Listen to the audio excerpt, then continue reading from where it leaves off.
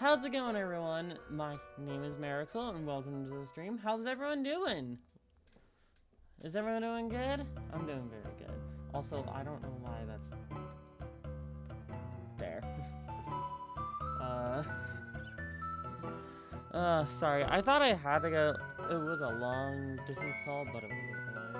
I don't know why I had to say that. Oh, also, look at this! If you guys don't know, other than like my hoodies, this is a sweater from Kingdom Hearts.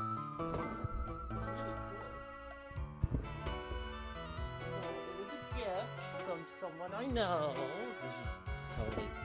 which is definitely not my partner. Oh no, that's not my partner. God, what? I would do no such thing. Oh no, I wouldn't. No, it's not something I would do. A little bit.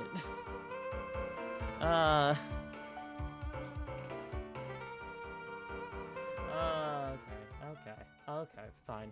So I know you've been waiting for Yuri. So where we left off on the Yuri game, also known as Heart of the Woods. Well, we had to deal with a lot of infighting. There's a lot of miscommunication, and there's a possibility of the redhead girl finding out about well, fuck it, Maddie finding out about the ghost girl, Abigail. But we also saw her naked, and for some reason, my my video for hold on.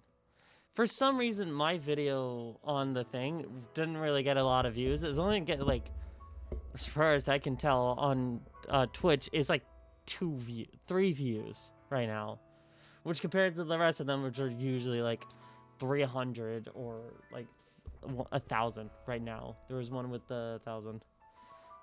So it's kind of weird and a little weird. I don't know why they did that. Anyway, let's get back. And I'm gonna go to here. So you know the drill. PNG tuber me is back at it again. Which I would never do. God. That would just be lame. There's no... That'd be really lame. A little lame.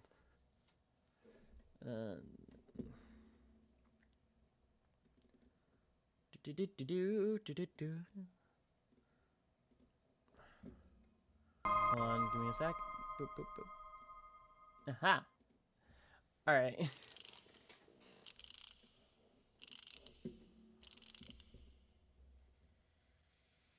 Is it this one?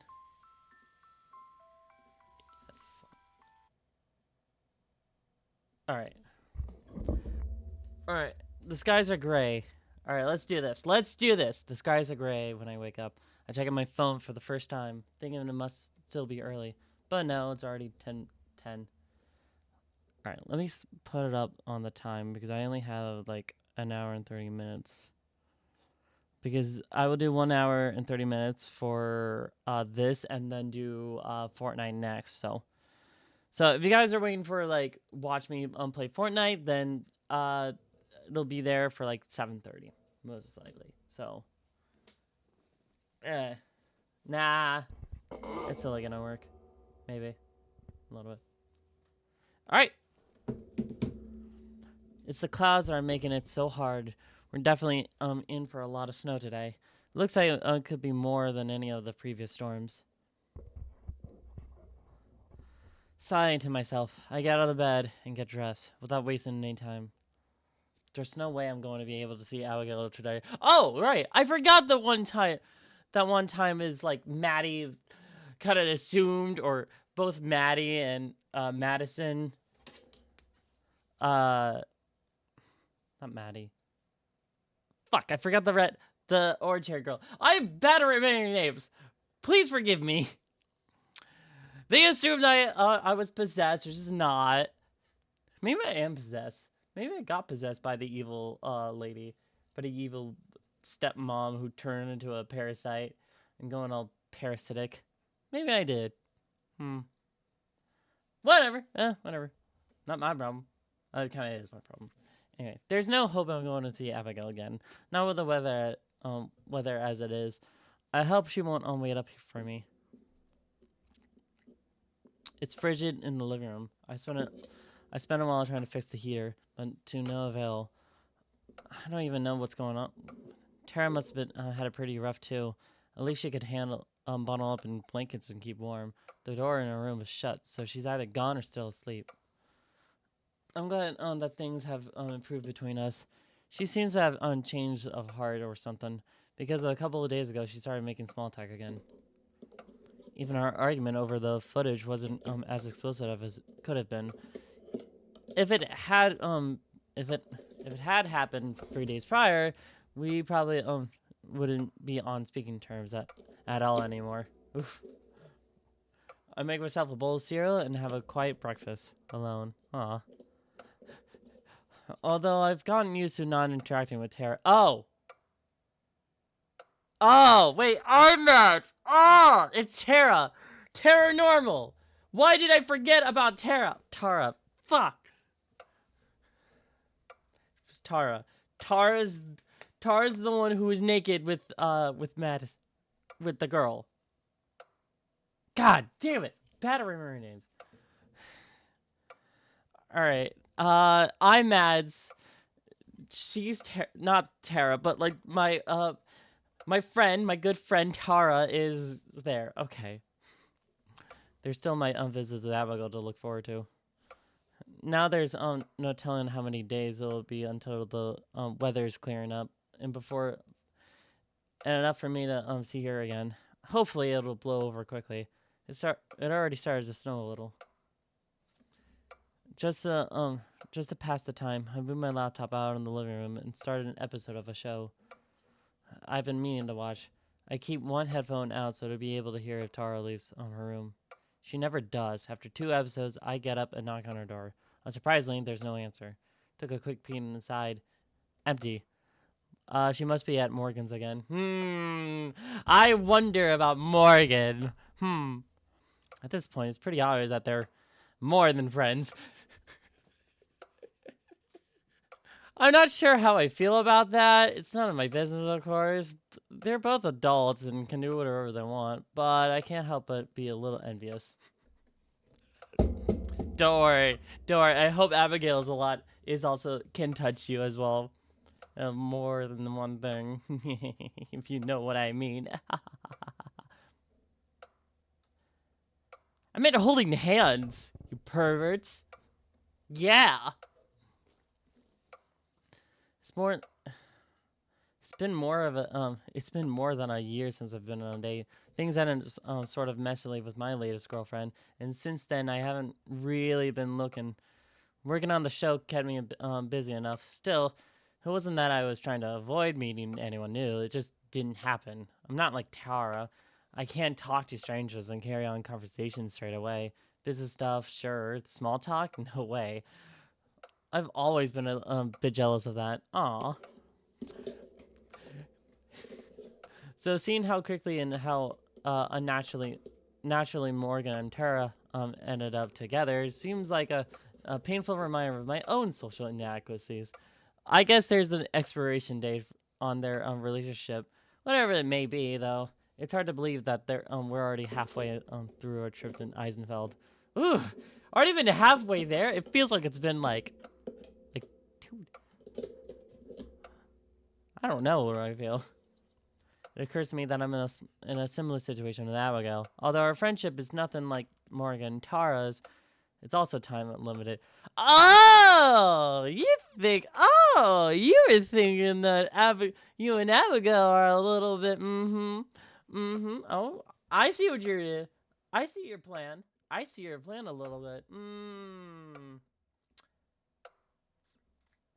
Let me turn it down a little bit. Yeah, this is better. All right, this is better. Sorry about the sudden volume discrepancies. That thought hurts more than I expected to. I wish there was some way we could she could come back to us. I wonder how difficult it is to smuggle a ghost internationally. That's the kind of problem Tara would be great at solving if she was around. In fact, I wonder if maybe I should take this opportunity to try and mend things with her. Assuming Abigail was okay with it, I could take Tara to mirror her. Well, not quite as dramatic as the forest spirit. Having a genuine ghost on film would still be a huge win for the show. It's a little funny to me that an actual ghost is mundane compared to what else we've seen. I'm not entirely convinced on the idea. There's still some appeal to keeping the news to myself for at least a little bit longer. A knock on the front door interrupts my TV watching. Coming! It's gonna be the mom. I knew it! Oh, ew. Ew. She's gonna go. Freaking body snatcher. Are you gonna body snatch me? I undo the latch and come to see Evelyn again. Good afternoon. Oh, God. Hi there. My previous encounter with her on the way back to the church flashes through my mind. It sets me on edge. There's a man I don't recognize with her, too, adding in my unease. We heard there was an issue with the heater, so we've come to fix it. Don't want you freezing to death out here. Are we gonna show the man's face? We don't normally see We don't really always see girls in this Yuri. In this Yuri all girls visual novel. Her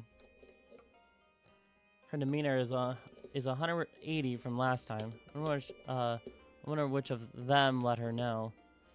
Maybe Tara mentioned it earlier today. Oh, thanks. That'll be a big help. Aren't you going to let us in? Vampires! Vampires, I hear! Vampires! They're vampires. What's with the clicking sound? I realize that I'm blocking the doorway and step back to make room. It's technically her cabin. I don't really have a right to say no. Yeah, sorry. The door, the guy with her brushes past me and heads to the heater, getting right to work. Meanwhile, Evelyn and I both sit down in the living room and stare at the floor, hoping that she'll start the conversation. But she still seems content to look around the room, admiring the decorating. I admire your decorating, Maddie. We didn't do anything with it. Suspicious. When she clears her throat, I flinch. I'm very sorry for the discomfort it must have caused. Even a single night without the warmth can be most unpleasant. She stares at me intently, like she's hoping for me to catch some hidden meaning, whatever it is lost on me. It's fine. It was just one night. Thanks for taking care of it so fast. Of course. Vampire! Are you the only one home today? Run, Maddie! Run! Yeah. Tara's out. Fucking Tara. I can't imagine. Okay, this is better. Alright, a little better. I can't imagine that Evelyn doesn't know about her and Morgan. Or at least that the two of them have been spending so much time together. She and Morgan live in the same house, after all. But Evelyn's eyebrow raised. Is she now? My daughter said your friend was here. She wouldn't be foolish enough to venture into the woods on her own, would she? The weather's looking quite dire. What? My mouth goes dry. Even Tara wouldn't be that reckless. Right? Right? Right? You know what? We're talking about Tara. We're talking about Tara here. She's most likely gonna go out and adventure something. I don't think so. Good. Only a fool would go out in this. Yeah, yeah, Tara would definitely do that. As if on... Though through the window, I can see the snowfall has already gotten heavier. Thick, heavy flakes mask the glass and obscure the workman finished it up and moved closer to the couch. He still hasn't said a word. Seems we're finished here. Do take care, Madison. And don't hesitate to call if you need help with anything else. Okay. Will do. Thanks. Thanks. The two of them leave as abruptly as Morgan always does. The moment the oar behind him, I leap up and head to the landline phone. I don't know what that was about at all, but it's obvious there's something more going on that I'm aware of, something sinister. There's a small scrap of paper jammed underneath the phone. With Morgan's phone number scribbled on it, I dial and wait, praying for the weather won't render the phone useless. It rings and rings and rings, but doesn't pick up. Eventually, it goes to a generic voicemail message delivered to the automated voice. Damn it! I slammed the phone on Doctor reset it, and then dial again. Please, please, please. If she's not there, if she's not with Morgan, then I don't know what I'll do. I don't know where else she could be. The third ring, it's garbled, and hard to hear her, especially Morgan? the person on the phone line. Hello? It's Yeah, it's me. Hey, listen, is Tara with you? There's another pause, and some staticky noises, then a beep. Frantically, I hit this time. Hey, it's me. Is Tara with you? There's no noise, and I can't tell if she's answering me or... Sorry, what? Again, only response is garbled. I'm trying to talk to her several more times, but nothing is intelligible. I don't even know if she can hear me. The call drops again, and this time I don't bother calling back. I could try sending her an email, but it'll take forever before the webpage loads enough for me to do that. I try to make myself calm down. Logically, she's got to be with Morgan. There's nowhere else she could go. Evelyn must have missed her somehow. I go to the one of the windows, using my sleeve to brush down the veils of the glass. It's already a blizzard out there, snowing harder than anything I've went over. That's when I see her. A flash of red hair over the tree line. Tara. God damn it, she's just standing there. Oh my god, she's just standing there. Menacingly! Right there! She's just standing there. Menacingly!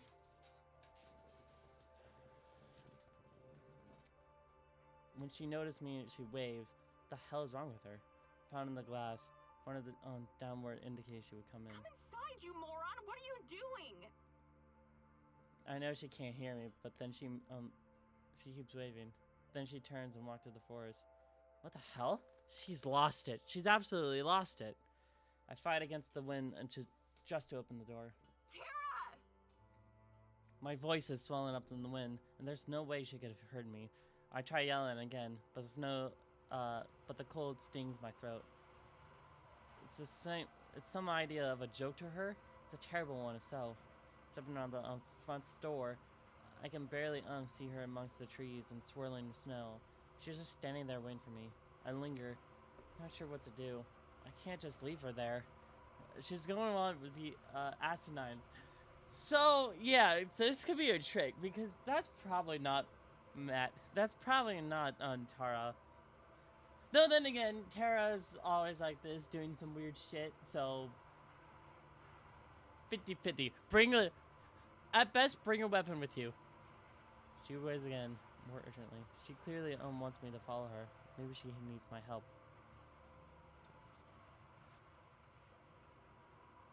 I clench my fist. If nothing else, I know that Tara would come for me. Bracing myself, I start walking towards her. Bring out a weapon first! Normally, I would say a bat.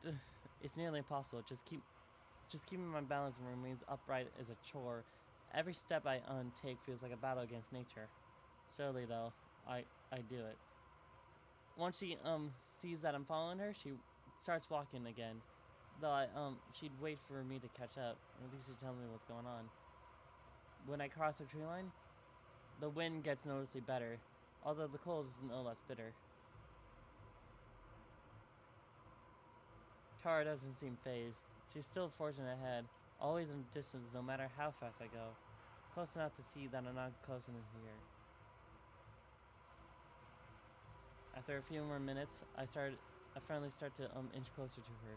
I can feel my hands on my feet and my teeth once. My mouth is shaking too much for me to form any sort of coherent phrases. If I wasn't already genuinely scared, I am now. Then, without warning, Tara stops.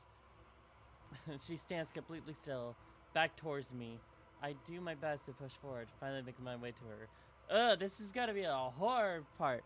Tara, we have to... I give up on words, knowing each of them towards her. My fingers are numb and heavy. Before I can touch her, though, she turns around, and my blood...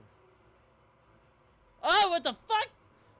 Oh, no, no, no! Oh, God. Ooh, boy. What is this? Doki Doki Literature Club? This is Doki Doki Literature Club bullshit right here. What the hell? Her face is completely smooth and featureless, like a mannequin. Her clothes, her hair, everything else is perfect replica, but her face is empty void. This isn't Tara. She isn't even a human. The sharp taste of bile rises in my throat as I stumble back, repulsed. As I stare in horror, she begins to flicker like a light bulb going out. No. No, no, no, no. This isn't real. This can't be real. This isn't happening. This can't be happening. Still flickering, then begins to move. Its shoulder starts to shake as it rocking back and forth, tilting its head back slightly. It doesn't make any sounds, but its intention is clear. It's laughing at me. I fall backwards, hands scrambling through the snow that I can no longer feel. I scuttle back as best I can, though it doesn't feel like even try to follow me. It just rocks, celebrating its triumph over me. My shoulder smashed into something hard, sending a stinging pain through me. It's a tree. I tried standing up, but I lost all sensation of my legs.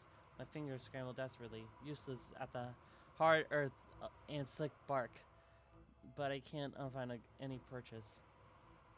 I tried to stand, and my feet slide from beneath me as I crashed back on the ground. Each effort is harder than the last. I tried several more times to stand, but I can't. Exhausted, I lie there, cheeks pressed against the frigid ground. I can't even feel it. My face burns its buffet with more and more snow. My thoughts from rag. I know how hypothermia works, how fast it can set. Surprisingly quick, I once read. My body temperature only needs to drop a couple of degrees to start shutting down. I can't muster an effort to move. The fake Tara is gone now. Tara is gone now. The space is occupied is empty. I'm alone. The realization crossed my mind, surprisingly lucid. I'm going to die. Oof, no. This is the end. There's no after this. I've reached the end of my life. Snow accumulates on my body. What parts I can't feel burn. I can feel burn. I'm journaling for those that I can't. My breath is barely even a wisp of vapor. I try to tell myself that I'm wrong. Something will find me. I can't die out here. I'm not some mountain adventurer. I'm not the kind of person that happens to. I can't freeze to death. I can't. But I'm going to. What about Tara and BT? My family? I can't just leave them all behind because I ran too far in the woods. That's not how this works.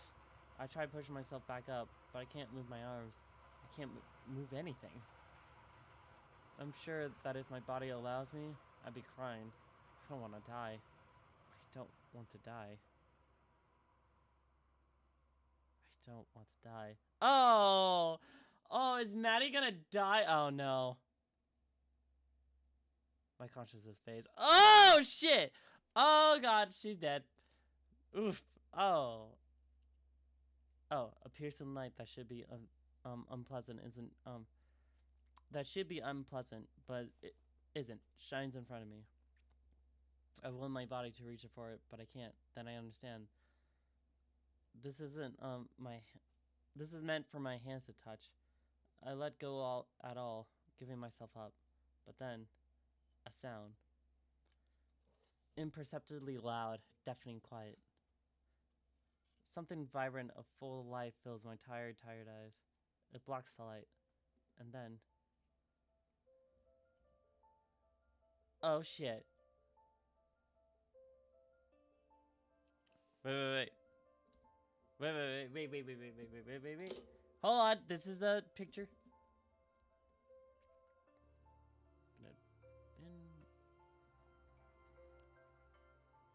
Hold on, this is a picture-worthy thing. A little bit.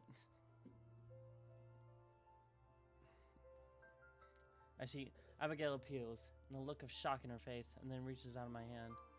An angel appears.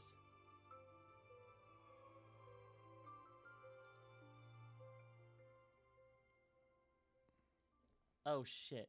Chapter 3. Oh fuck. Communion. I'm not cold.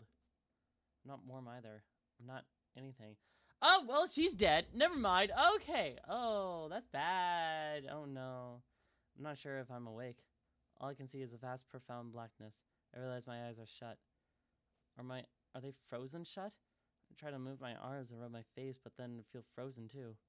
With great effort, I manage to wrench my eyes open. I'm flat on my back. Right above me is an unfamiliar curved wood ceiling.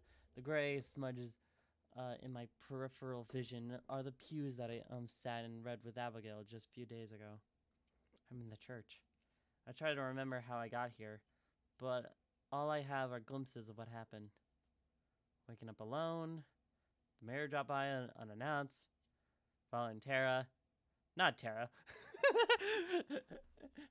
Following Tara, which is not Tara. God, it's even nearly immobile. A shivering creeps on my spine, though. The thought of that thing, after that, comes back to me as an avalanche, running, stumbling, falling, and being so cold. I can recall the dread that had happened as I gave up when strength left my body and my eyelids could bear even a... How do I get from here? There's the sound of rustling clothes from besides me. I forced my head to look, and there she was, warm, radiant, just an arm's length away. Abigail. I blink, expecting her to vanish, to be a figment of my imagination. But when my aching eyes are once open, once more, she's still there. Worrying wrinkles her face.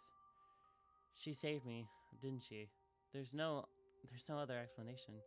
I must have the strength to speak up at her. She smiles back, though. It doesn't reach her eyes. Hello, Medicine. I'm glad you're awake. Ah, what the fuck? She's Binks! Oh, no, I wanted the mute one. Boo! Boo! Mute her! Mute this wretched thing. Hold on. What if I just gonna mute the whole thing? Oh, wait, I can mute Abigail. I'm gonna mute... No. Mute her the entire course, and she's not gonna say a thing. Oh my god, that'd be funny. In an otherwise silent church, her voice rang on the bell. The first word I ever heard her say. I can hear her. We can speak to each other. Understanding pierces through my exhaustion, and understanding comes to a whole cascade of realizations. A million feelings rush through me, and I don't know what order to process them. Two concepts stands out among everything else. Her voice is love, soft and gentle like she is. I must be dead. Abigail? Fuck, I'm dead. God damn it. A moment out, the only coherent thought I have. She slides from the bench and sitting on the ground, kneeling in front besides me. That's right. I'm here. She leans over me, the serene portrait of a heaven-sent angel. She's here. It can only mean one thing. My breath doesn't hurt. My back isn't sore despite spending lying cold stone for hours. I can hear his... I died, didn't I? And you saved me and brought me back here? She rubs her face, a pain look that she can't brush away. You're not quite dead, but you're not alive either. Rather, you're somewhere between life and death. Great! Limbo! That's better! Alright. Like me. That's the best way I can put it. I can tell that her tone is supposed to be optimistic, but to me, it sounds entirely too tearful. But someone narrating is my own device. Still, I suppose this is better than the alternative. Then, thank you. Great. Her smile gets a little bit smaller. Please don't mention it. Really, I'm sorry that we hadn't been just a little bit faster. If we had arrived sooner... We? Guilt twists his She looks away, guilt twisting her face. It's okay. It's not your fault. Even in my adult state, I know that much. I shut my eyes, hoping this must be a dream. So I open them. I'll be safe and sound in the bed in the cabin. Damn it. I'm not, of course. There's nothing above me but stone. I force myself to sit back up. The motion crashes her realization, and Abigail lunges towards, ready to catch me if I fall. Oh, don't strain yourself. But there's still no pain or soreness. Instead, it's just an individual part of switched off. And I already reactivated them. Maybe I'm not far from the truth, but once I sat up, I start to stand without any issue. The heaviness falls away like a blanket. I think I'm okay. To demonstrate, I pace back and forth a couple of steps, feeling like I've been stretching my legs. I reach out and flex my fingers, staring at their strange, glimmering transparencies. The whole time, she watches intently, poised to intervene if anything goes wrong. Nothing does. I'm fine, relatively speaking. I am dead. I am in limbo. I look towards Abigail for approval. With the most earnest smile I can muster, she visibly relaxes. I then sit down on one of the pews. Abigail sits down beside me. It's bizarre. Despite years of existential dread, I don't know how I feel about my own past tense death. Well, Abigail did say it's not quite death, it's not exactly life either. Obviously, it's got to be more complicated than that. But right now, it's helping me soften the blow a little bit. I look down at my hands. They're normal and clear. Not bloated and turning purple like the past few moments. The rest of me The rest of me seems similarly plain. Apparently, I was well preserved. There's one difference I wonder about though. I press my fingers to the stone we're sitting on. At least I try to. But my hands just pass it through. It doesn't feel like anything. Right. Next to me, Abigail does the same thing. Pressing her hand up against her wrist. She giggles and the heart skips a beat. I'd forgotten how it feels at first. It's kind of wondrous. Yeah, that's a good way to put it. Once you get used to it, it's really quite convenient. It'll just take a bit of time. Abigail stands and gives me a huge smile, probably not realizing how scary that thought was to me. Maybe she just... Yeah. I don't really want to spend however long it takes to get used to it like this. But she clearly excited to talk. I am too, regardless of the circumstances. So I won't spoil it on the moment yet. How long has it been since then? Since I... You think that the word died caused my throat to constrict with terror. It's not death, I remind myself.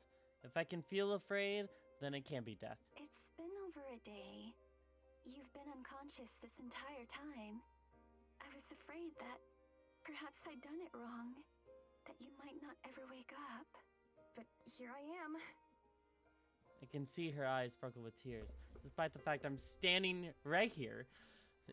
Even though my demise might almost makes her cry. Yes, here you are. Aww, that's so sweet. How did you do it? I remember thinking that I was going to die, for sure. She looks away from me, fidgeting with her dress. As I said, we arrived too late to save your life.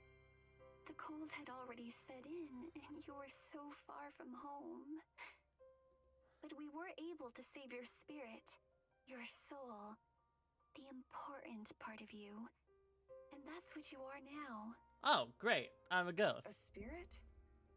She nods. That's what you are too, right? Another nod. Exactly. Her voice is gleeful.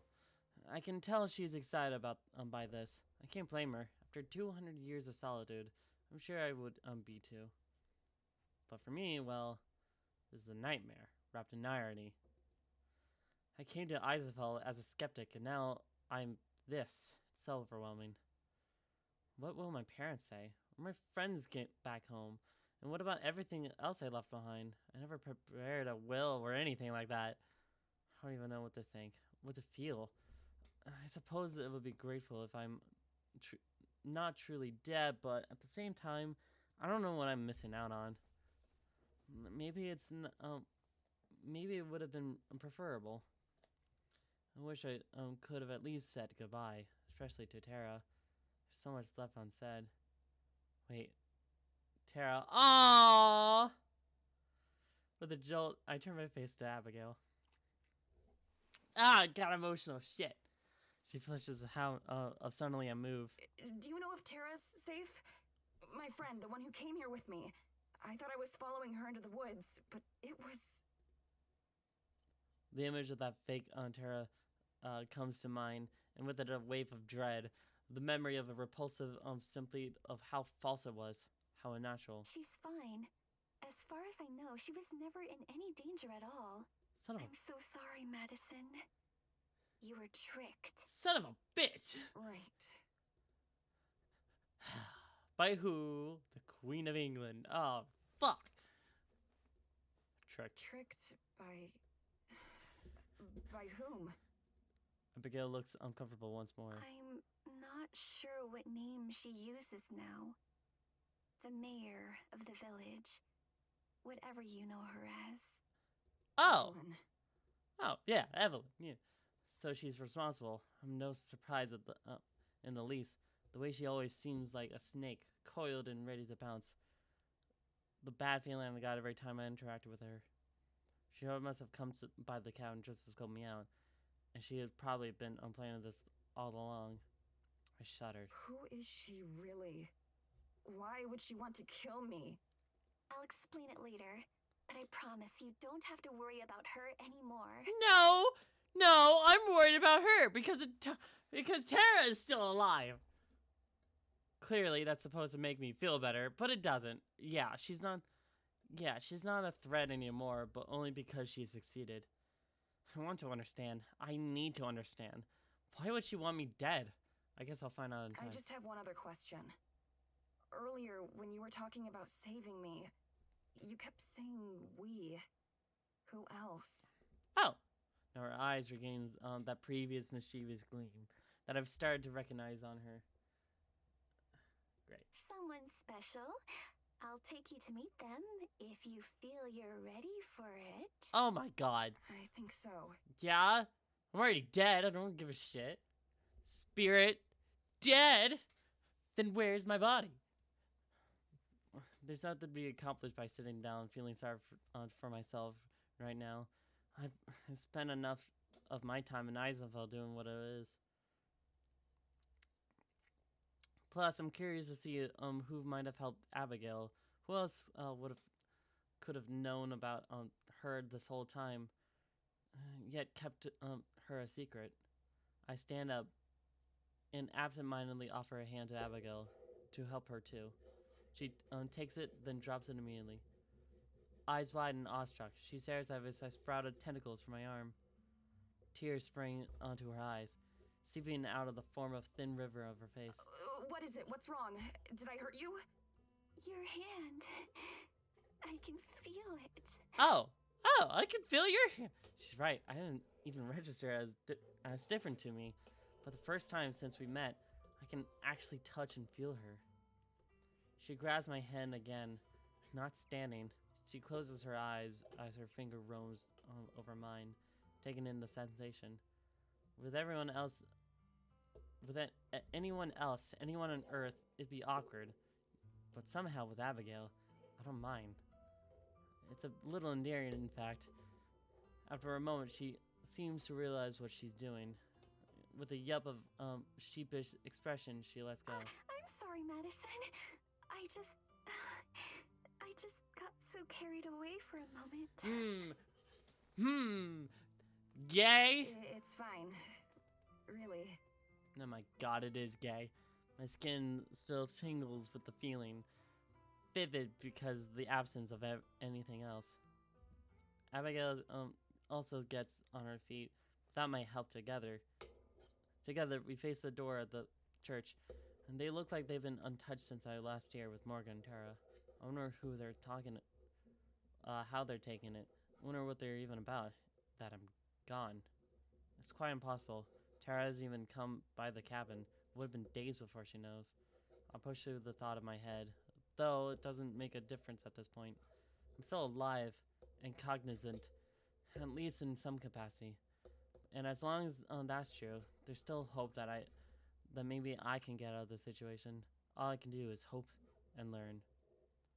Swallowing my fear as much as I can take, I take the first step towards the door. Should we go meet your friend then? High chances Morgan. It's definitely Morgan. It's calm outside, and a day that is so past. The weather seems to have also mellowed out. A thick glare of fresh coats everywhere, with fluffy and inviting.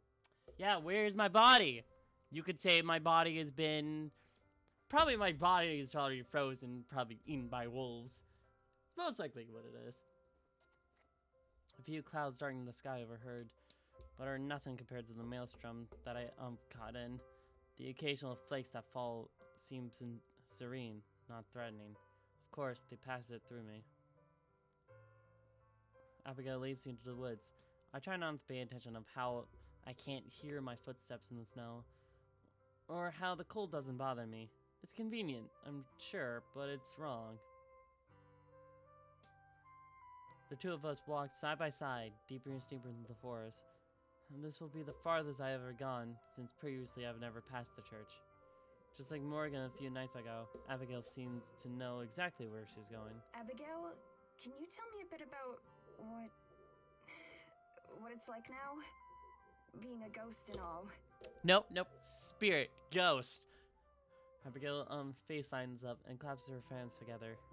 Her steps became an even... Of course. I'd be happy to.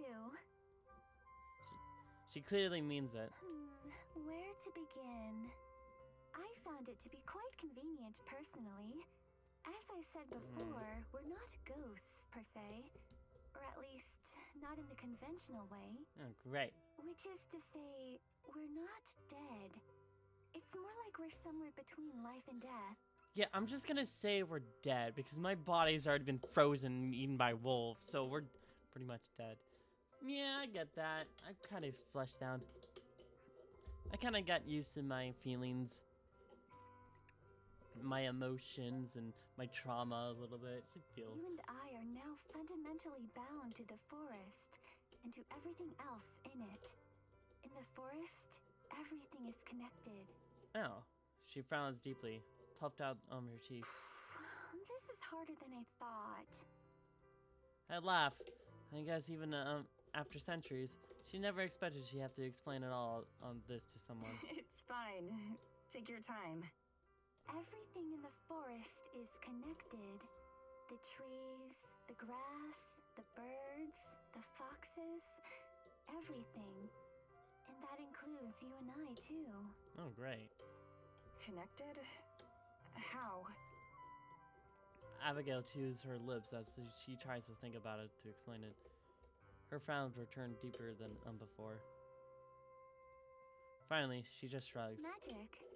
Magic? That's it? You're gonna explain it? Magic? Is that how you're gonna do it? Magic things? Magic. That makes sense. That makes sense.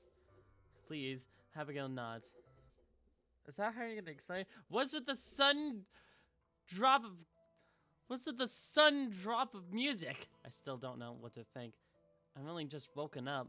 I don't know how long it'll take me to process everything and accept it, or if I ever will. Why is it dark? Everything just makes sense on a conscious level. I'm sure I could ace a test if someone asked me about it. Why is it dark? But when I stop to think about it, it affects me of how these are now the restrictions of limitations that bind me. I stumble over nothing and clutch on my chest, feeling sick, but it's an impotent gesture. It doesn't help me any better. How? How can I be dead? How did this happen to me? Of all people on Earth. This isn't fair. This isn't fair. I've never wanted any of this. I never even wanted to be here. I can't keep my thought from smiling. Every time I try to think of it, I'm just met with the memories of dying and fear. Fear for myself and for the future. what might have hold. Abigail rushes over, rubbing my cheeks and croons in my ears. Madison, it'll be all right. I promise.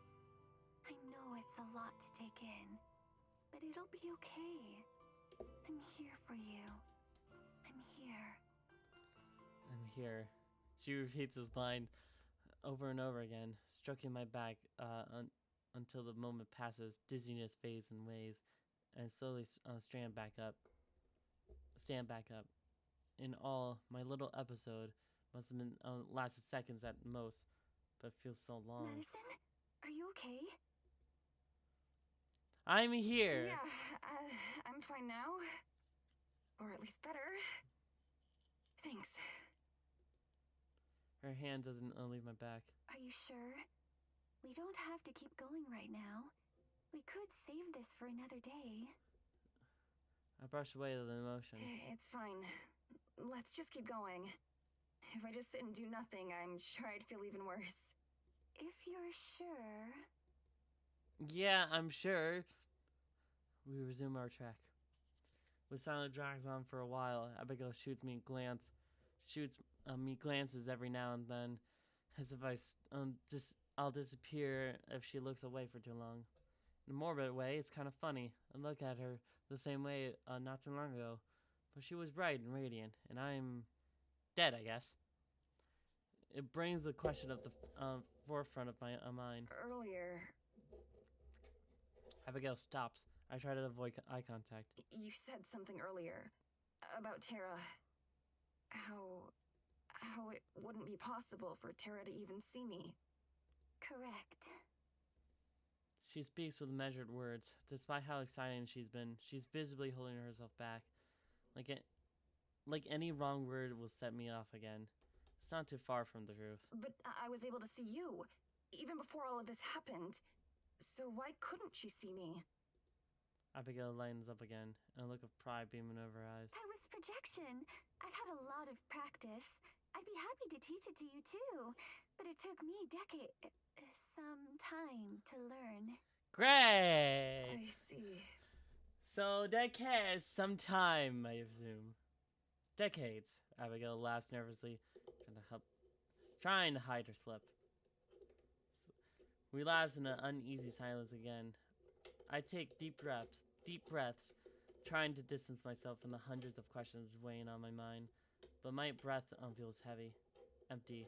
The lack of cold wind, glaring absent, is focused on it. So I focus on Abigail. She leans the way confidently. A massive smile rests on her face, and she looks more at ease than I've ever seen anyone be. Every step she takes seems to push us forward, farther into the unnatural pace. The words she said earlier replay in my head, and about how the forest will help take us to our destination. We pass through a tree, and when I look back, it's meters away. It's not out of sight completely. Magic. Being able to simply pass through any obstacle we encounter makes the walk much faster.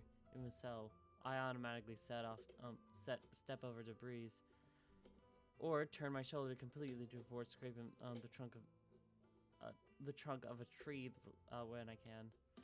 I feel the heaviness of my chest starting to fade as we trek on. Abigail catches my glance and smiles warmly. I smile back, generally now. Did you spend much time in the forest when you were alive? I did. However, I never traveled very far. Why do you ask? I was just thinking about how you know your way around so well.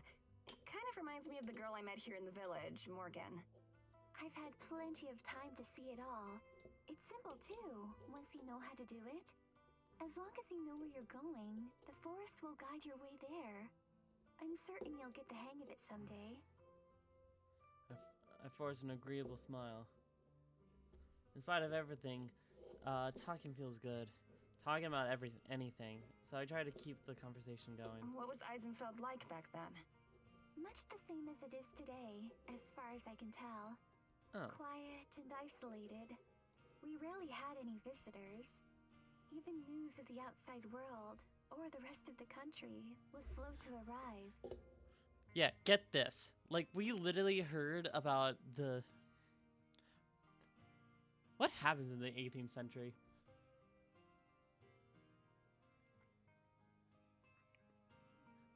No, that's... what happens in... let me look it up.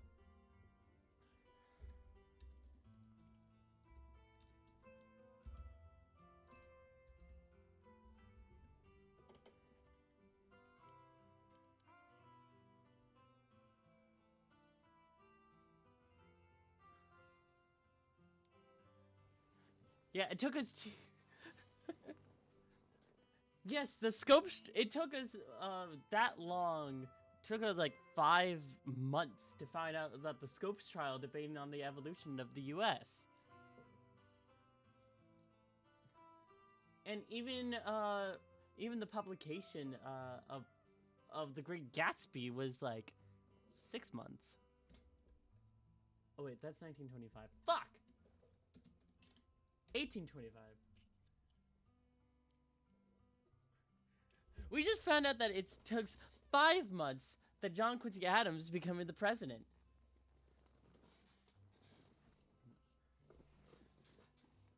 Election that decided by the House of Representatives. And that we found out about the opening of the Stockton and Darlington Railway in England, which is the first ever modern railway. So, ha. Yeah. But I longed for it, for the stories that would occasionally make their way to us. Sometimes friends of my father would head into the city for a few weeks, taking the goods that we had grown and made to trade, and bringing back things we lacked. And they'd return with gifts for all of the children, my sister and I, or the little boy across the road. Gifts and stories about wondrous devices they'd seen, or about the marvelous people they met. Her steps slow and then come to a stop, and her eyes take on a far-off dreamy look. When I was alive, I always wished to see it for myself someday. Instead, I had to satisfy myself with books and with other people's stories. Oh. Her voice trails off, ending with a hum of satisfaction, remembering something but not speaking it. I wait quietly. It doesn't feel like the kind of moment that I should interrupt. Soon enough, she looks over at me, and I've come to think of her typical smile. I'm sorry. I hadn't really thought about these things in a while. Yeah, you're okay. It's okay. I hope they're not painful memories. Nah, but it took me 200 years to process my trauma, so I'm chill. These ones aren't. What about you? There are so many things that I want to know, but I hardly know where to begin asking. Abigail points over the sky, devoid of any clouds right now. Machines soar overhead day and night, but I've never known what they are. Oh! Or watching as Eisenfeld becomes more modern, but not understanding. I want to understand. Okay. So the machine on top is called a plane, which is like a transportation to move around on air. So they're not giant metal birds? They're kind of like giant metal birds. What? That sounds a little... They're like the giant metal dragons. She looks at me expectantly. As I look to quite rattle off all the major inventions since her time and how they changed our lives. And the way she corners her eye gleams with tears. It's clear she clears just how badly she wants to know. It was horribly frustrating. She mentions the machines overhead. She must mean airplanes and satellites. How unbelievable it would sound to her of an enormous metal craft can fly through the sky and carry hundreds of people. Or about cars, or about how everyone owns. I need another 200 years, and then someone catch her on what she missed. And thinking about that, just for a second, I feel like maybe I understand her loneliness a little bit better. Abigail quickly straightens up. Maybe she realized what she's being kind of childish. She adjusted her impeccable collar and dodges my eye. I'm sorry. Again. That can wait. You're fine. I'm sure I'd feel the same way in your position. After we meet your friend, I'll tell you everything you want to know. Or at least everything I can. I'm not exactly the best storyteller, and I'm not very good at explaining why things work, but if that's still enough? Yes. What about the little nice metal brick? A phone. Oh shit, a phone. What's a phone? It's a little. So it allows us to communicate, to talk to people through it. Through the device. Oh, why can't you just talk to like a normal person? Say normal person. Every normal person uses a phone. Every normal person. So interesting. Never thought of it that way. Oh, would you? I'm sure you're wonderful at telling stories. I could tell from the way you read to me back at the church. Do you remember? Like I could forget. That's a day I'll remember for the rest of my life. Yay! Is it? Why's that? She crowds up and close to me now. To be honest, she reminds me a bit of a film camera, zoning in and then out, and then leaving past to focus on something else. Well, that was the first day that we spent time together, right? And that's when you showed me your name. Abigail goes very still. Several times, she looks like she's on the verge of saying something. Her mouth flutters of her half gesturing sound, but each time she stops. I wonder how she feels when she's like, I have questioning feelings about you that is demonic and all that stuff. And I know that it's not, and that I have these feelings for you, which is not possible because you should actually, that you have to like love with everyone, with like a man, right? Well, we've started to learn a little bit that, you know, you can love anyone, literally, even dogs. Not that far, not that kind of farness, a little bit. I suppose it was. I just didn't realize it was that significant to you. Of course it was. That day changed everything for me. Yay! I bit my tongue from saying more. Things didn't exactly change for the better. Deeper and deeper we go. The forest gradually grows quieter. The rustling of creatures underfoot gets less and less frequent and then stops entirely. The birds chatter less and then not at all, and the wind settles down. Abigail is the only one who doesn't act any differently. She still hums to herself, but glances over my shoulder and makes sure I'm still here. Like I have anywhere else to go. As we get further into the woods, the snow is thinner, and some places are totally without it.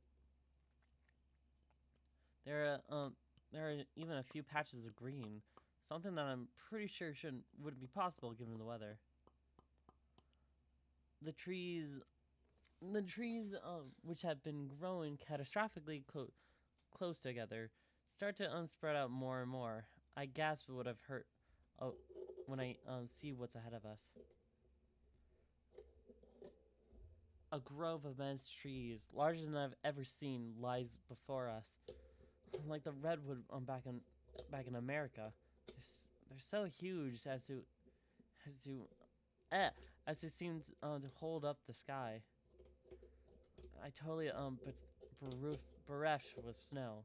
A few deviant branches hold leaves. Blah. They cast shadow over Abigail and I, and everything around us. An aura of life pervades the area. My skin prickles.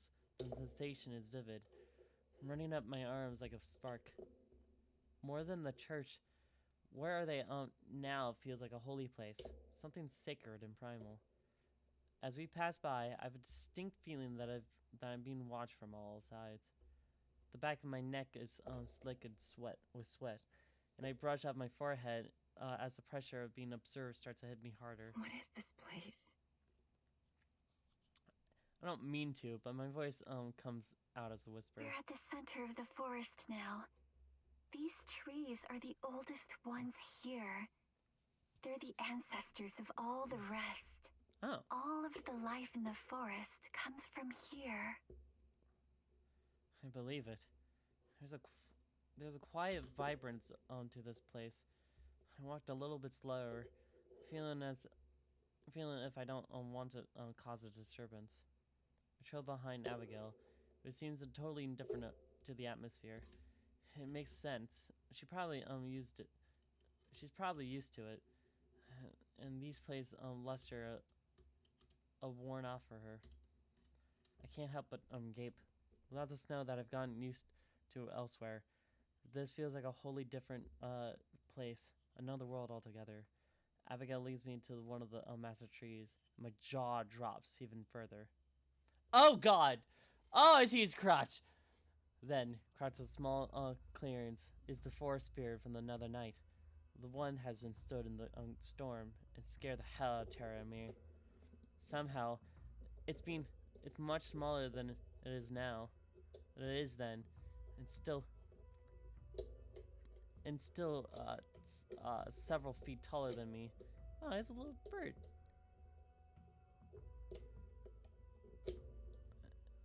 The one that took its piercing red eyes, and I know it's the same. It had been looking away. It had been looking away, but turns to face us. Its body creaks and crackles as it moves, like an old door rattling in the wind. A breath catches at the throat as I fight down the instinct of raising terror. Pockets and scars decorate the bark that forms its skin. Though it's a vaguely human form, its body is clearly wooden.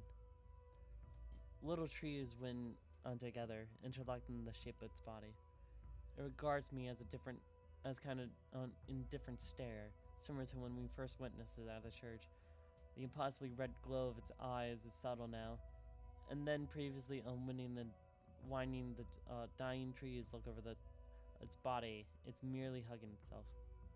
I look at Abigail to see her reaction, but she just watches the two of us with a slight smile, waiting to see what happens. That's when it hit me. This is your friend? That's right. Hiya, Phil! He calls it Phil. I was like, why do you call him Phil? A giant tree name? His name is Phil? Don't you talk about his name. Yes, and his friends call him Phil. God. She acts as plain as the first introduced me to a fellow human, not a mystical creature. Abigail leaves my side to go to the spirit and nuzzles her head against like it's a cat. This spirit is the guardian of the forest. It helped me save you, just like it saved me long ago. I shift slightly to accommodate her, standing a little bit taller. Makes no difference, though. Everything close to speech. I see. Yes, his name is Phil. What? Yes, his name is Phil. What do you mean his name is Phil? His name is called Phil.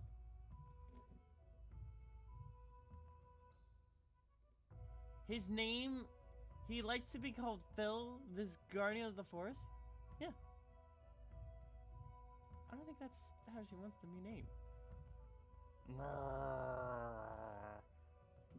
Stop being mean to Phil.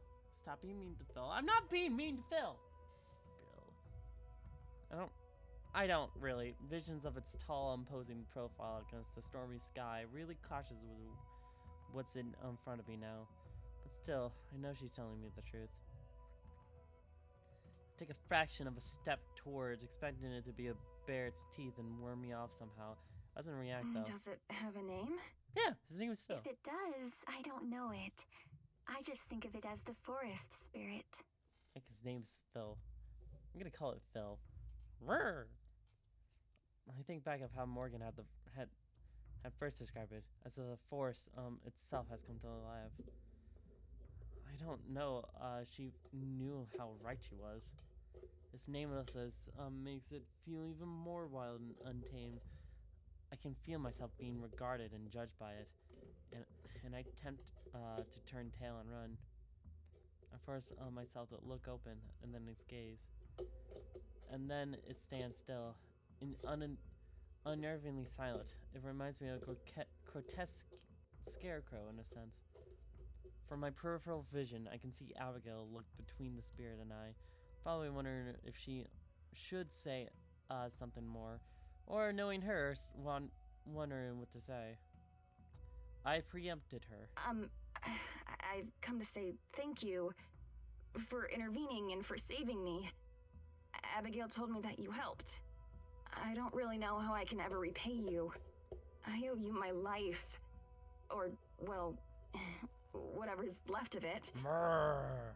I'm not sure what I can even offer to a supernatural tree spirit to begin with.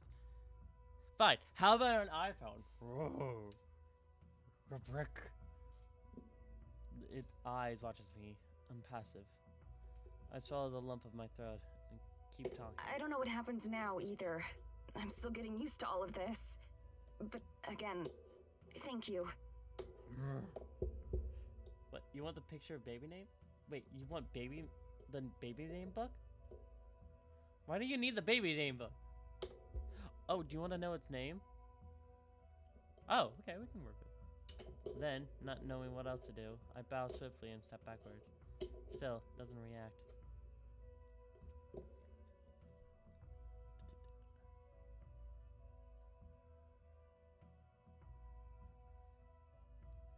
The whole thing is awkward and uncomfortable, but as if, with everything else, I'm at a loss.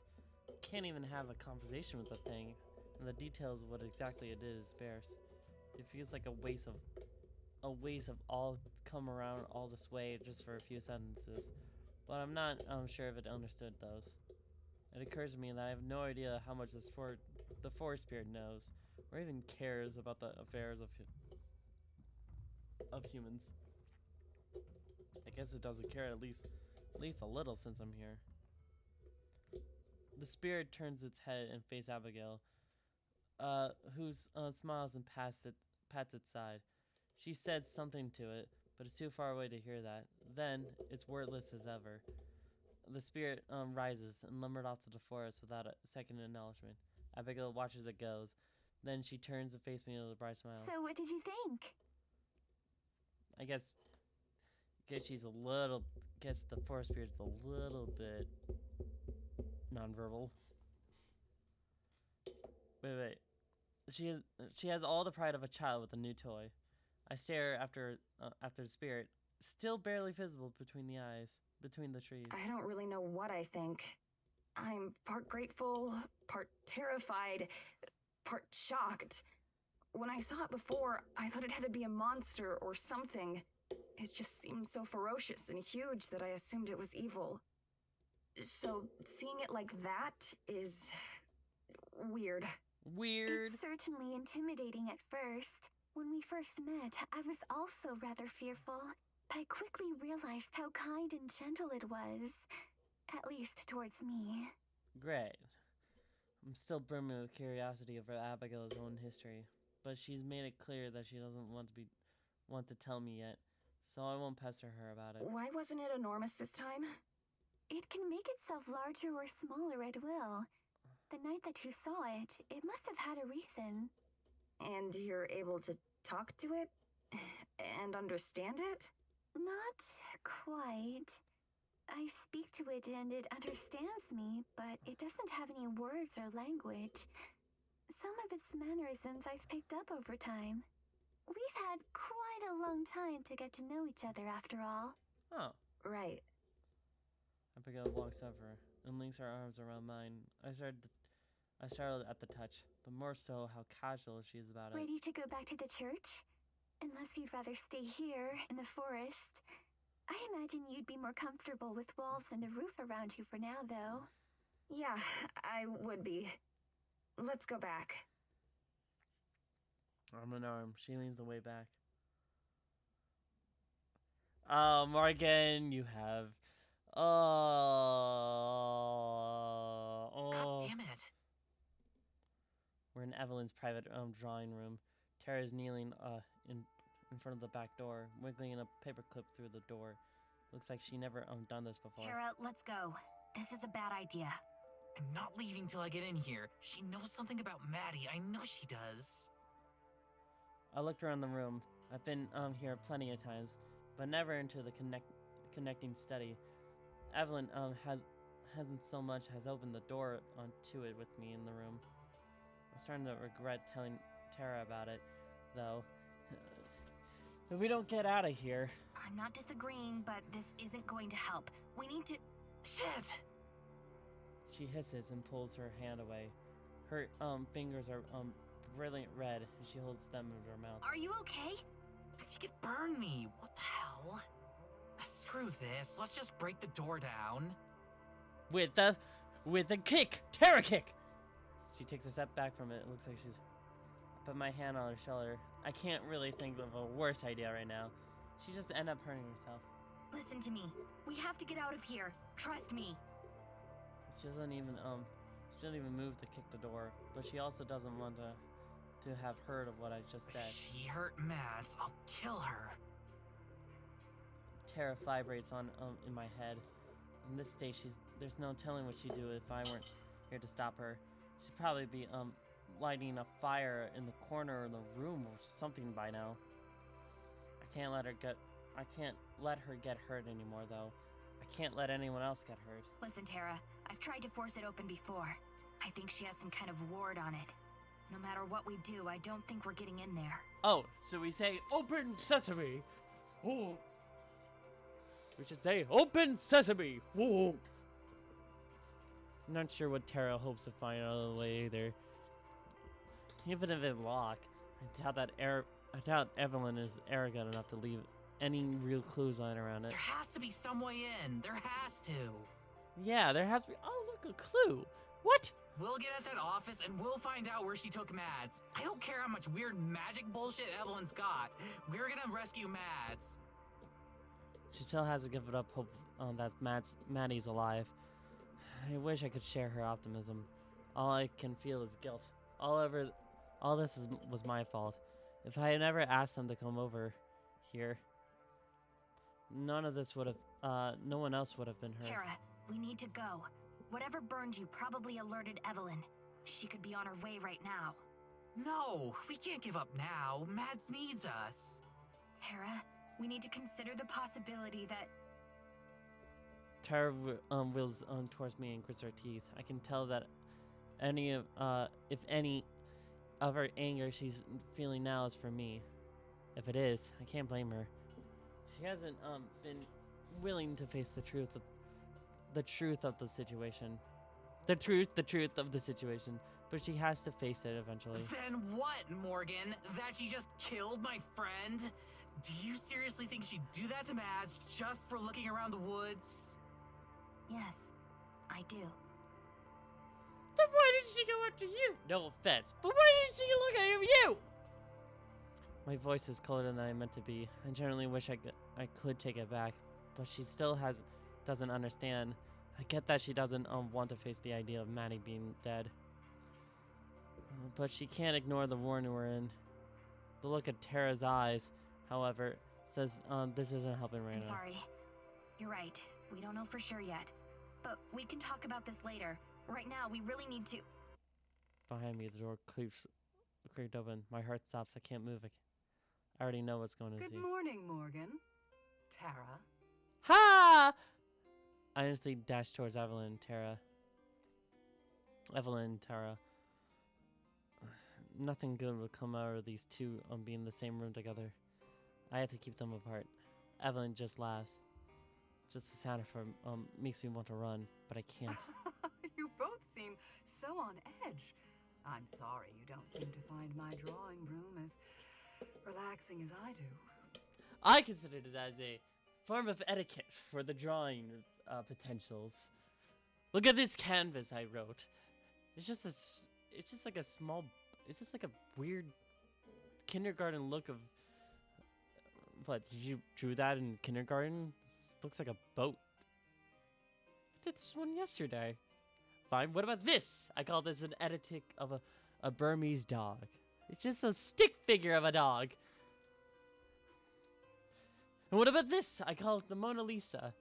It's just a weird girl with like a bunch of boobs.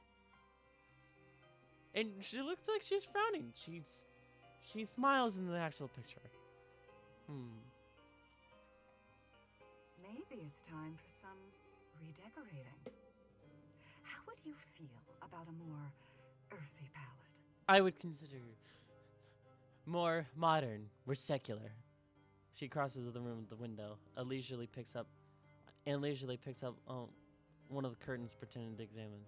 I can feel terrors behind me, seething, and gazing with. No opinions? You come into here uninvited, and you'd think you could at least pretend to be polite.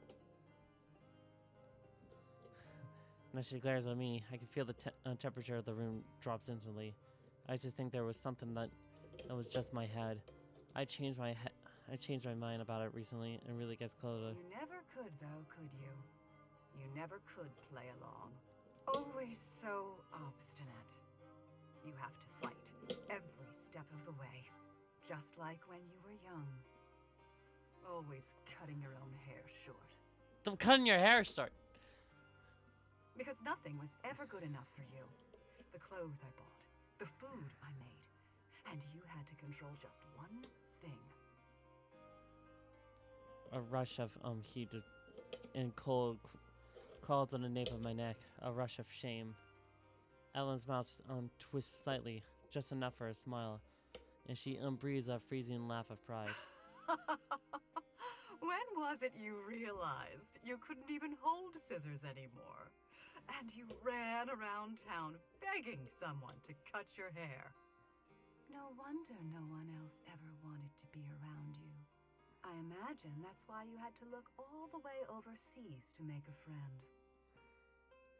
She shoots a glance at Tara, burying her fangs in a grin. She's not even trying to hide what she was. And well, look what happened to them. That's too much for Tara. She's been quiet this whole time, maybe from the same fear that gripped me, and how she stepped forward. I hold out my arm to prevent her from getting close. What the hell did you do with Maddie? What the hell? What the hell? Ah! Backside! Ah! No back shots! Evelyn turns back towards the window, barely acknowledging Tara at all, and stares at You know, the forest is a very dangerous place. Every year, it seemed, there would be a new death. Someone would go missing in the winter. We wouldn't find them until the spring thaw. She turns around, looking at her face is so placid and empty. I've never seen anyone so completely devoid of empathy. That's why they're off limits now. That's why we have the curfew. There hasn't been a death like that in almost 10 years. Something we are very proud of. Yeah. Mind the murders that's happening over in the summer. No one speaks about the summer. Like 10 deaths, surprisingly. And all of it caused by bears, oddly enough. And all of it caused by mountain lions. Even though we're a snow thing, for some reason, there was, we have encountered them, as well as dolphins. We're in the middle of the forest. Yes, I know, it's very weird. We question that every day. That is, until your friend. It's honestly frustrating that she would ruin our record so selfishly. Way to, like, blatantly reveal the news to you that she was dead. It's like, God damn it, your friend just ruined our record for zero amount of deaths. It's like the equivalent to, like, the fucking South Park. It's like, oh, girls, we have something to say. So, okay, and it's like, what? It's like,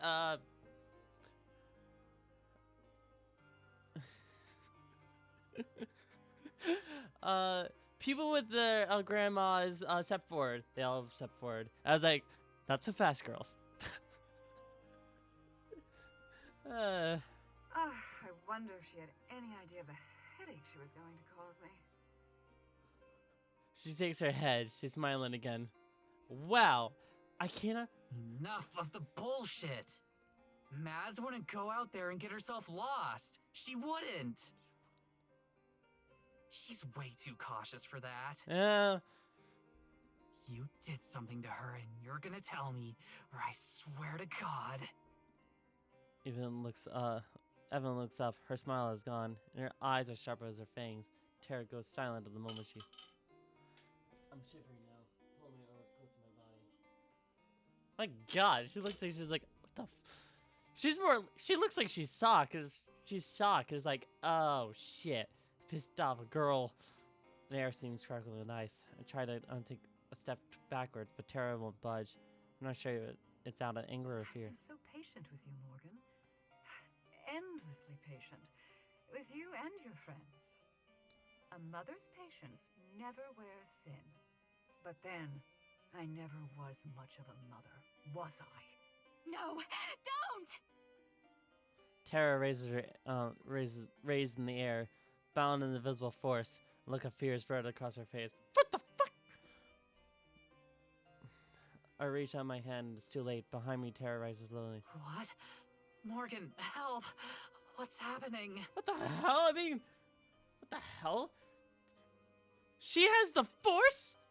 I don't even know what that is. I knew it! She's a witch! Are you a vampire? Or a witch? Or, and wow, her eyes are wide with terror. Tears well in my eyes. I have to do something. Please, don't! You don't have to! Evelyn's mouth shifts barely on one side. She looks so disinterested. She doesn't even take pleasure in it. She barely notices us what we feel. How many years did I give you the carrot, Morgan? How many? What carrot? Eventually, you'll have to learn. What carrot? And just like that, Tara shoots backwards and slams to the wall so hard the whole room shakes. Oh damn. She crumbles on the ground with a heap. She's not moving. Evelyn doesn't move as I run onto Tara and lean down to look at her. She's awake, still twitching. Tara, don't move! Just stay still! You'll be okay! Well then, please make sure you put everything back where you found it. Wow. Oh, this is gonna be great for my The ship. maids have enough work as it is. You don't even have maids. I know. My heart's still beating faster. The heat of the nape on my back spread on my back. But instead of the hollow pit of the stomach that's supposed to follow, I feel my own shoulders stiffen. My breath gets closer, more controlled. The edges of my vision starting to get darker. I feel on myself biting down my own lip. I look down and I see my fist clench, so tightly my knuckles have gone white. For the first time, I don't feel any, just hatred. And with that, she turns away. The room instantly returns to the normal temperature, but I'm still freezing. Her heel is clenched to the hard wood and gets quieter as she leaves. She stopped at the floor. Have a lovely day, girls. Evelyn disappears. The door slams behind her. I still can't move. It isn't. Tara lets out a loud groan. Then I snap back at myself. Are you okay? Did she break anything? Oh, I just found out that you're just the force. Oh. I don't think so. Can you stand? She makes it halfway before stumbling. I grab her and throw her arm over my shoulder. She winces and let out a tiny whimper. Let's get back to the house. I've got a first aid kit there. As long as I get to lay down, we can go wherever you want. Of course. You can use my bed. Come on. Cool. I probably can't do the thing tonight. Just let it. Just drop the thing right now. She takes a few shaky steps before leaning against me. It's a start. I think you're gonna have to take the lead on this one.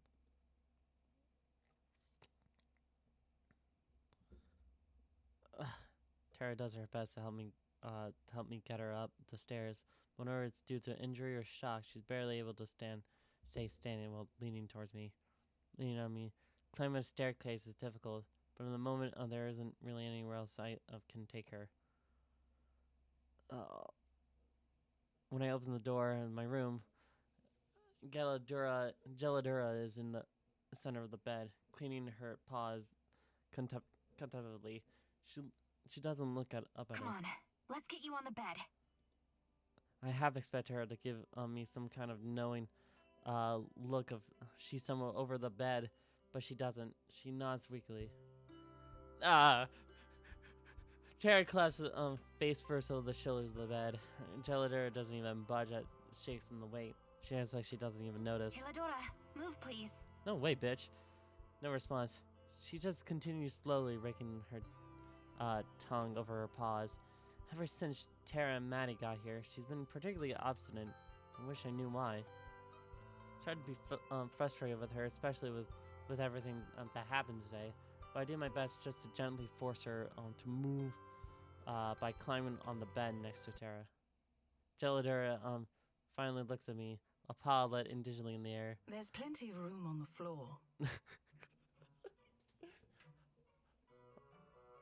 Tara shoots back up and yelping, almost knocking me over, and she doesn't even notice. And then she stares down at Gelidora with that. Did your cat just talk?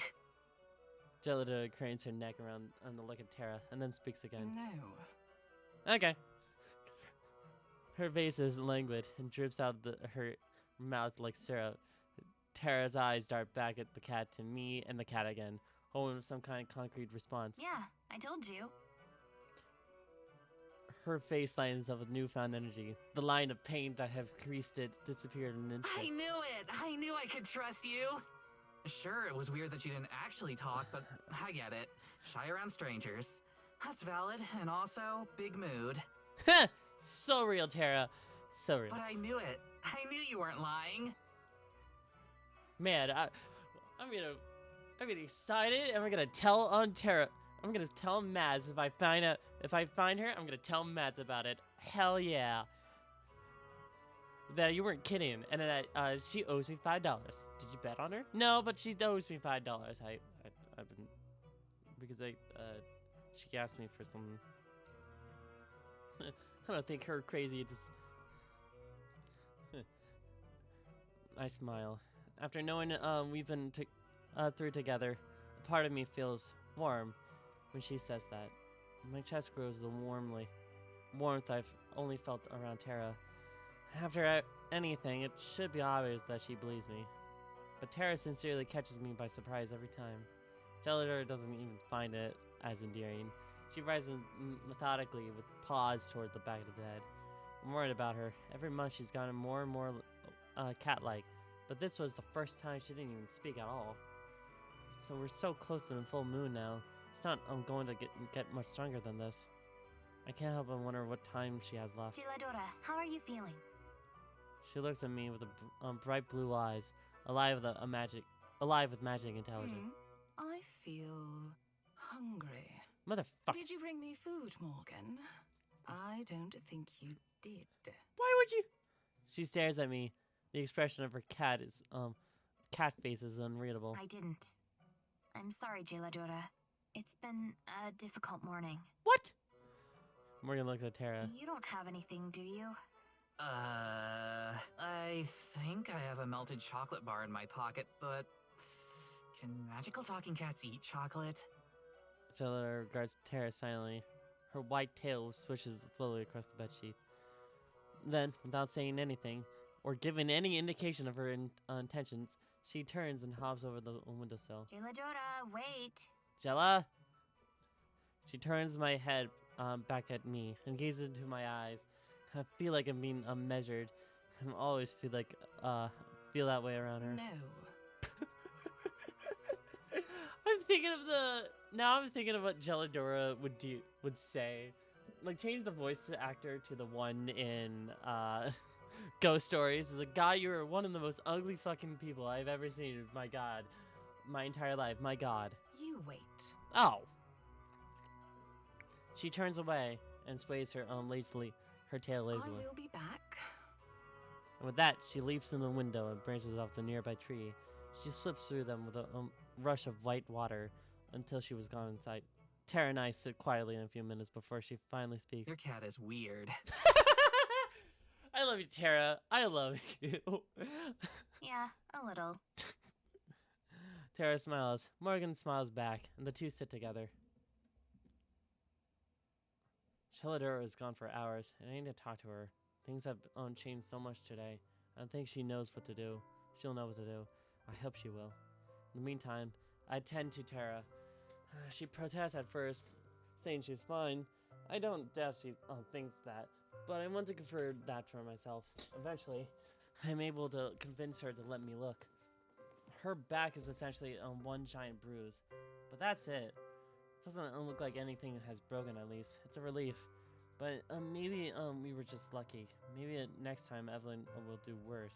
Just don't tell him what she's capable of. I can't let anyone else get hurt. So what's the deal with gelato?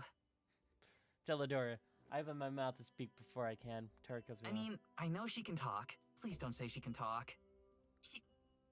You're gonna say she can talk, and I'm seriously asking you don't. I want to know what her deal is. Promise me you won't say she can talk. It's Geladora. I promise I won't say she can talk. Tara Her nods. name is Dora. Oh, yeah, gelato. Tara stares at me for a second before we both laugh. Okay. Her name is Gel Dorado. But, like, why can she talk?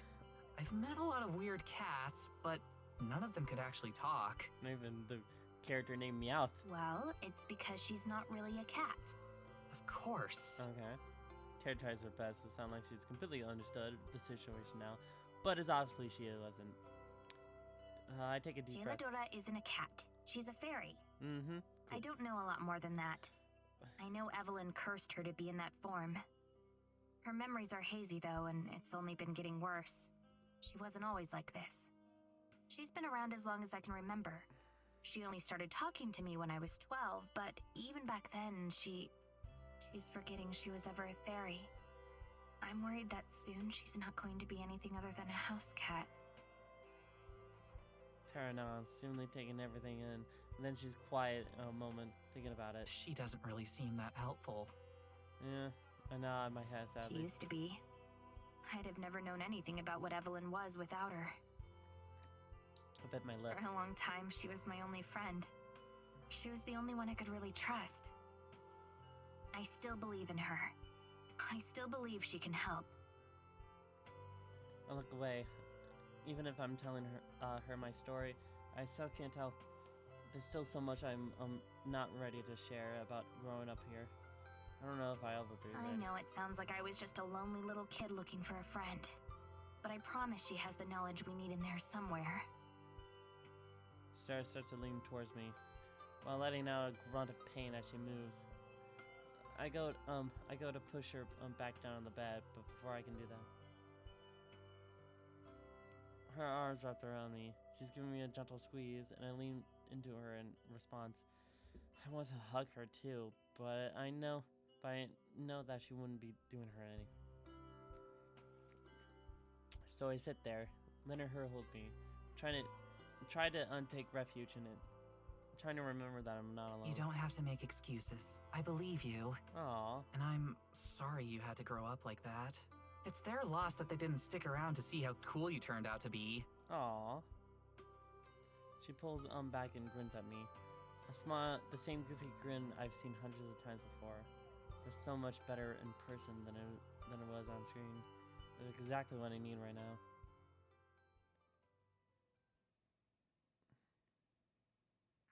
Tara and I waited out of the day, watching the dumb videos of the internet, trying to take our minds off of things. If only for a moment, she takes long to buffer than to watch. It's dark by the time Geladora slips back into the woods. She's quiet, but even if I hadn't seen her, I still know she was there.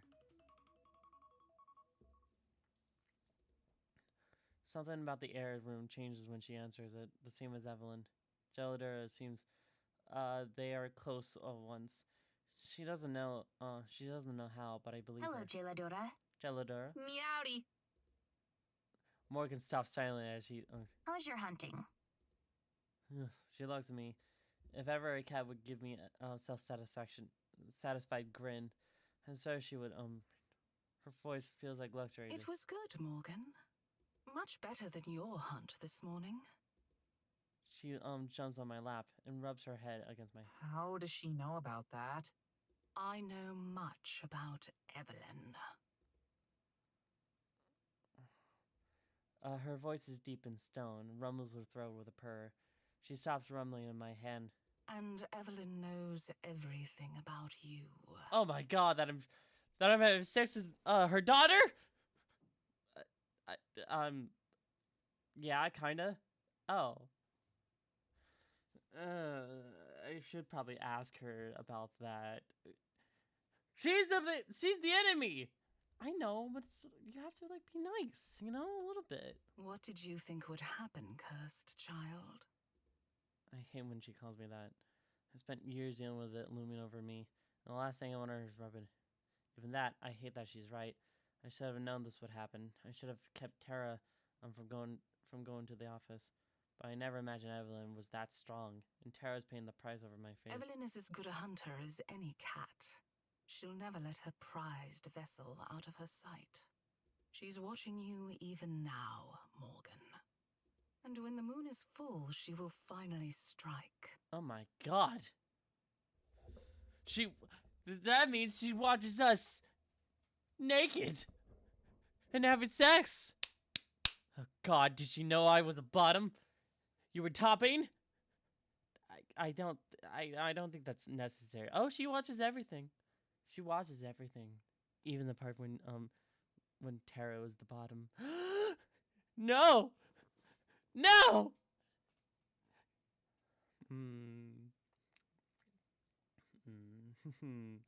Yes. Oh. And then, still in my lap, she curls up and closes her eyes. I'm not going to get anything out of her tonight. Tara doesn't say anything for a while. She looks contemplative even. But when she does speak, that's the question I already Why'd she call you cursed? wish I could lie. Or maybe it was the first time I ever wanted to lie to someone other than Evelyn. But I can't. Tara does. Because I am. How cursed are you? Tara just stares at me, half in shock. She quietly waits me over to continue. I hesitate a moment before continuing. Evelyn is not my real mother. My real mother died before I was born. And whatever Evelyn is, she took her body. She's done it to our family for years. Jeladora and I pieced it together from town records and scraps of my mother's diary. Every couple decades, she has to change hosts. And Oh, she might be a witch. I look into Tara's eyes. This is the first time I've ever told any of this to anyone. Ooh, yes, do tell. And you're next. And you're next. Ooh, this is good. Tara says the words I don't want to, and Evelyn's going to make her move on the night of the full moon. That's what Jeladora says. I close my eyes. I know she's right, but I don't want to admit it, even to myself. The full moon is so close. And then I feel a hand gripping my teeth. My own. I open my eyes and see Tara staring back at me. Wow, that's a lot. And, like, it's really hard for me to know what to say here, but thank you for telling me. We're gonna stop Evelyn, and if it has to be before the moon is full for whatever reason, then we'll do that and we'll save Mads. Heck We'll yeah. stop her, I swear. She's smiling so big and so broad, and she sounds so damn confident. I want to believe her. More than anything, I hope she's right. For the first time in my life, I want to trust someone. Maddie! Okay. I feel like we're gonna end this right here soon. Oh boy. Maybe, hold on. How about, I'll give it like 3 more minutes. Like 30 more minutes. Just to see how long it's gonna take. 30 more minutes! I know I'm saying this for like 2 hours now, so anyway. I'm starting to get used to it, just a little bit. I've done my best to keep my regular human schedule as much as I can. Going to bed at night, waking up in the morning, even if they're necessary. They help me feel a little bit more like myself. Like, not quite everything has changed, hunger or not. I'd kill for a cheeseburger or something, though. I don't know what I'd do without Abigail. She's never far from my side, and she's my anchor through all of this. Endlessly supportive and positive. I know what she views my circumstances, well, differently than I do.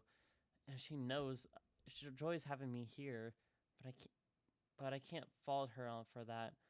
I still can't fathom the depth of the loneliness she felt, and nothing but a silent tree spirit for company. The days that we spent together have been pleasant, though. But I don't know. But I don't want to accept this fate. I can't. I rise from the spot of the stone floor. Sunlight pours through the stained glass window. It has been some time now, and there has been much snow since the storm I was caught in. All the time has been spent here in the church for exploring.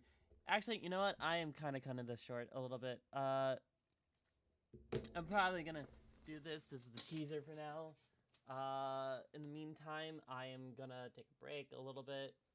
A little break. Hold on.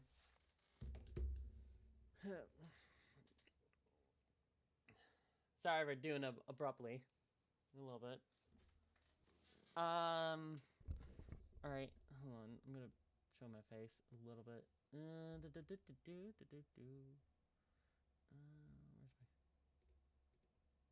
Alright. So yeah, a lot of shit happened. So yeah, a lot of shit happened. I died. So a lot of shit happened. I died. Jellydora finally talks. Evelyn, whichever her name is a evil spirit being that is probably that tries to, murdered me and murdered Mads and the rest of the people. So it's gonna be fun. This is gonna be a fun night. I don't know if we're ever gonna get our bodies back, which is most likely not. But in the meantime, I think we're kind of this part here for now.